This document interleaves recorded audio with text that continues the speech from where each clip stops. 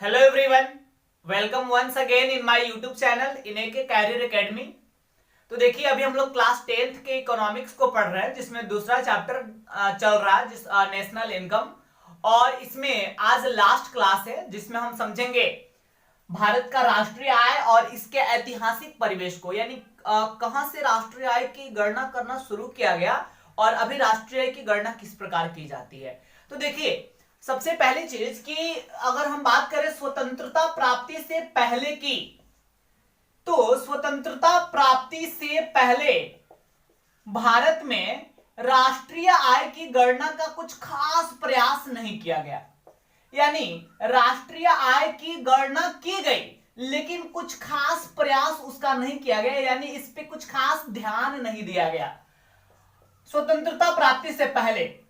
अब देखिए, सबसे पहले अगर राष्ट्रीय आय की गणना की हम बात करेंगे तो सबसे पहले 1868 ईस्वी की बात है, जब दादा भाई नौरोजी, आप लोगों ने नाम सुना ही होगा, दादा भाई नौरोजी, जिन्हें great old man of India भी कहा जाता है, great old man of India.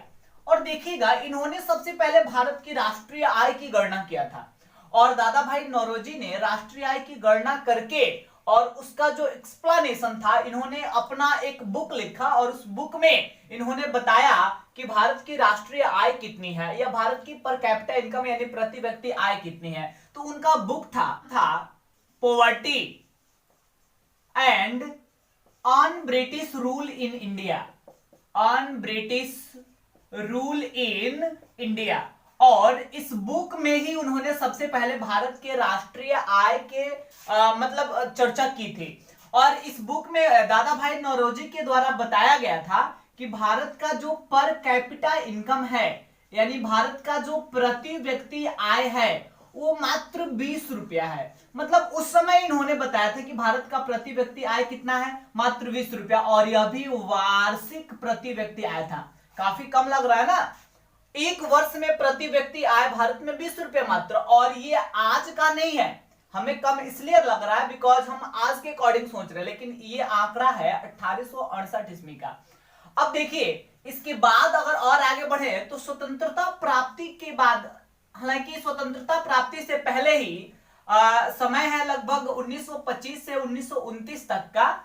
इस समय एक और मतलब प्रसिद्ध अर्थशास्त्री थे जिनका नाम था डॉक्टर VKRV राव। और इन्होंने आंकड़ा अपना प्रस्तुत किया था और राष्ट्रीय आय का मतलब इन्होंने आंकड़ा प्रसिद्ध किया था। और इनका ये आंकड़ा भी उस समय काफी प्रचलित हुआ था।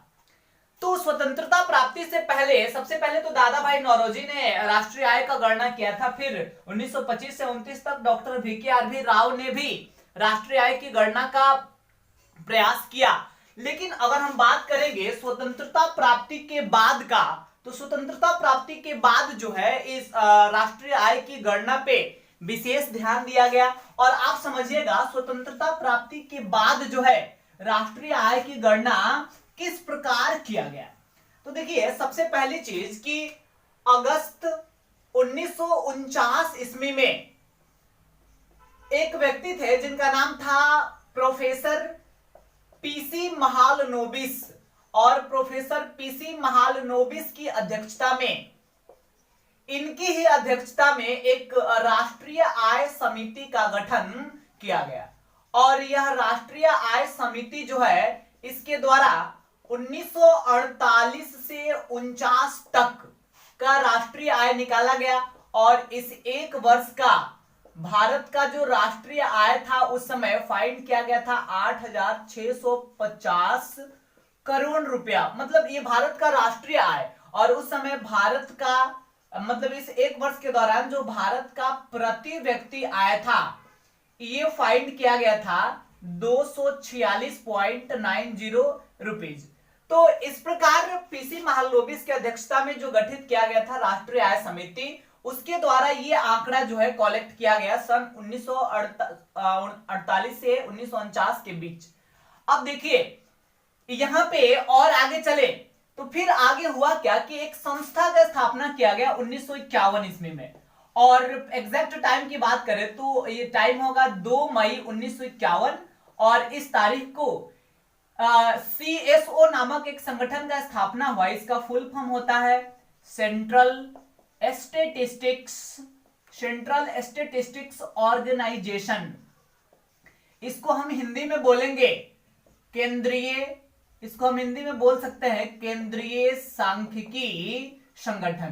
तो ये केंद्रीय सांख्यिकी संगठन का स्थापना 1951 में किया गया और यही जो संगठन है 1951 इसमें से अब तक मतलब नियमित रूप